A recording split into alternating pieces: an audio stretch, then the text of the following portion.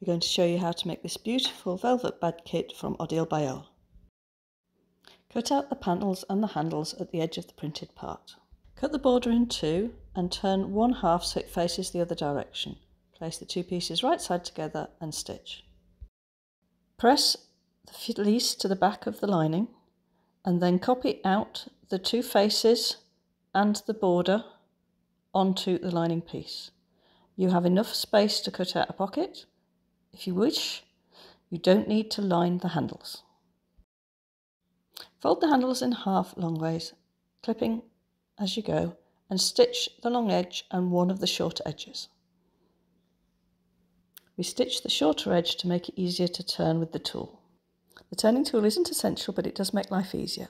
Push the plastic piece into the handle and then take the wooden part and just push the end of it into the plastic piece and then use the stick to push the handle down all the way, pushing it down as you go so you don't end up with it all together, and then pull out. And then all you have to do is get the wooden piece back out.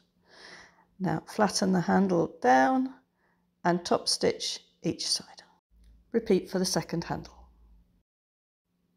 Place the long border against one of the faces, right sides together, matching the centre part. Fold across at the corners, clipping as you go. Stitch starting from the centre bottom, pivoting at the corners and up to the side, and then redo the other side, starting again from the bottom. Now take the other face, right sides together, again matching the centre bottoms, and clip and then stitch around.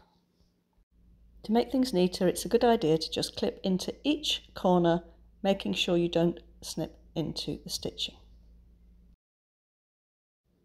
Cut the excess border level with the top of the bag. Now take the lining pieces and sew in the same way, matching the centre of the bottom, stitching around, this time leaving a hole for turning. Take the handles and match them with the notches at the top of the bag, clip them and then baste stitch at 2 mm. Take the bag lining and push it into the velvet bag so the right sides are together, match the sewing lines, clip the top and stitch all around. Now you can turn the bag through the hole that was left in the lining, pull the lining out and then grab the velvet bag inside and pull it out through the hole. Keeping turning and then making sure you pull out all the corners. Once it's all neatly together, then you can top stitch along the top of the bag.